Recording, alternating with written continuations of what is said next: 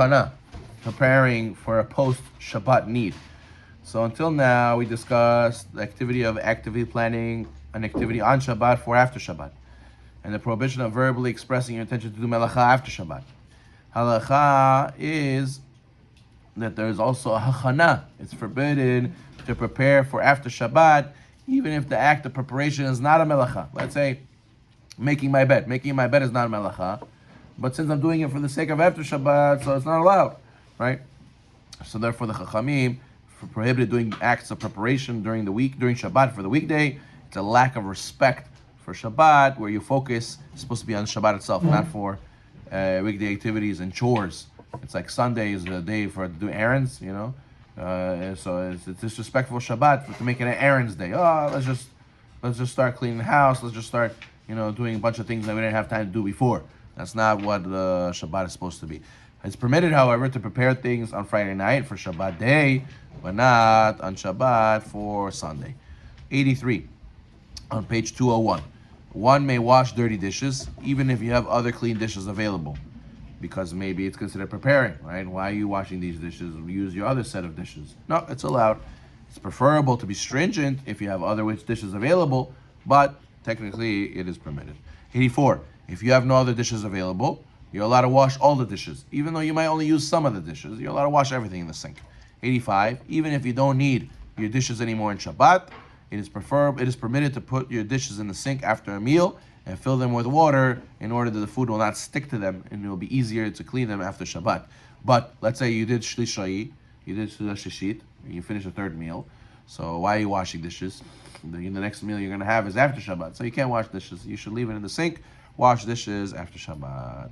86, if you have guests and you're embarrassed to have dirty dishes in the sink, or you're very disturbed by the appearance of the room because dirty dishes are lying around, you may wash the dishes even if you will not be using them for the remainder of the Shabbat. Baruch atah Adonai, Eloheinu melech haolam, dirty dishes may be placed in a dishwasher on Shabbat if this is the way you usually put it away, even though one's intention is to wash them after Shabbat. However, one should not stack them in the regular way that you do during the week. Okay, after Sudah Shishit, one may not wash the dishes on Shabbat since one is clearly preparing for after Shabbat by doing so. Similarly, one may not clear the table if one will no longer need the space until after Shabbat. So let's say you have in shul, some people eat Sudah Shishit. They should not clean up the table before they prepare Arvit. You don't need this. You don't need it right now. You're preparing for during the week. So you should leave it till after Arvit, and then they clean up, or in your own house. If you ate Sudah Shishit, you should leave the table like that till after Havdalah. 89. Someone wants to eat an additional meal after eating Sudah Shishit before Shkiat, he's allowed to wash dishes in order to eat, even though it's not an obligation to eat that extra meal. 90. Cups may be washed even after Sudah Shishit, because you could still drink water till you did Havdalah. 91. One may not wash dishes on Shabbat with the intentions that they should only be used next Shabbat, even if one definitely will not use the dish during the week. You hear? What about if I wash dishes and the next time I use these dishes and not during the week?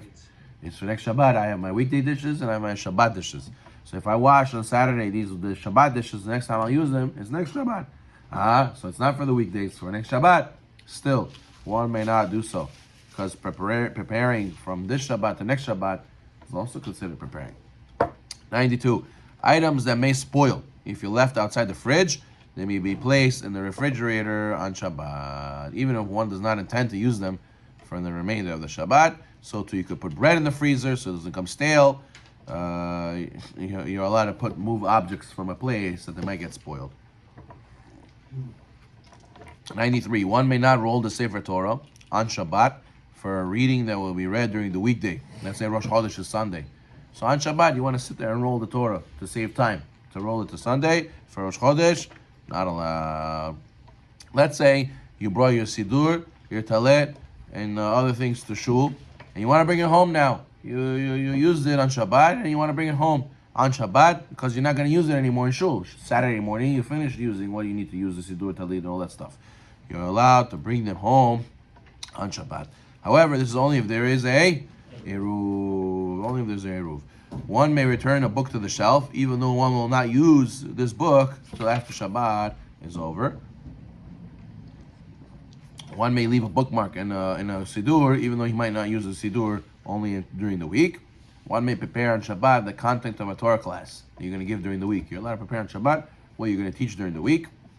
You're allowed to prepare Torah reading. You're allowed to prepare Megillah reading during Shabbat for during the week. If you slept, you're only allowed to make your bed after you slept if you're going to use your bed again on Shabbat.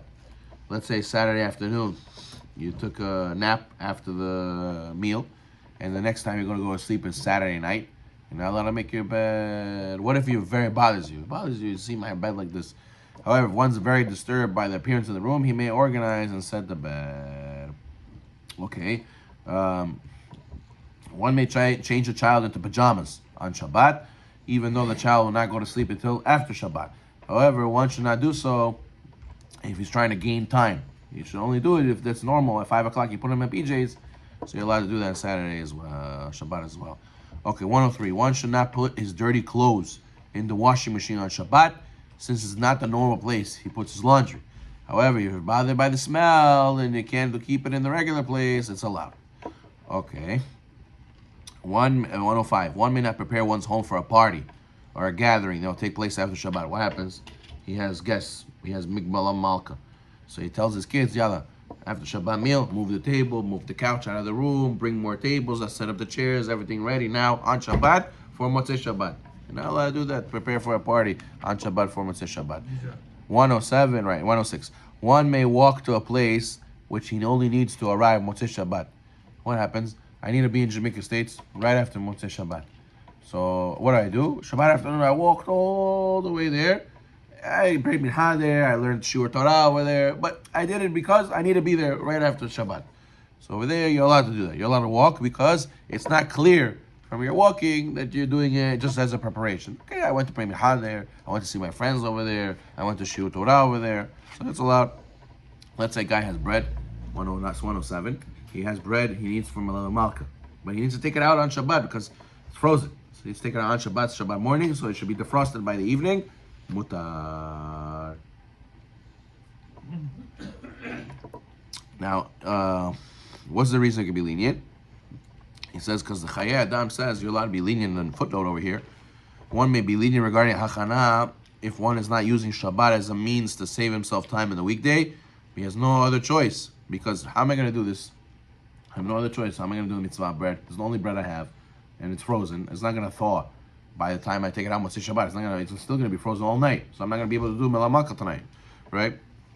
And then also, it's permitted if it's a purpose of mitzvah. Are you allowed to take the bread that will last you even for the following for during the week, or just for Shabbat? What do you mean? No, what do you mean? What are you talking about? If it's frozen. Oh, it's frozen. Okay. So should I take? I mean, it comes in packaging like 8 or something like that. Yeah, you can take out the whole thing. You're allowed to take out the whole thing. Yeah, you're allowed to take out the whole thing. Okay, let's finish up over here. 108. One may take along his house keys upon leaving his home for Arvit, even though he will not need them until after Shabbat. You're allowed to carry them around if there's a roof. 109. One may take a sweater with him on Shabbat, even though he might need it only for Motzei Shabbat when it gets cooler. 110. When arriving at the synagogue for Arvit, you can take a siddur for Arvit, even though Shabbat is not yet ended. 111. One may not carry his car keys on Shabbat just in order that he should have him Motzei Shabbat. Some people I know, they get picked up Motzei Shabbat. They don't have car keys with them. They get picked up. Baruch Amen. Amen. There's some secrets, I believe, yeah.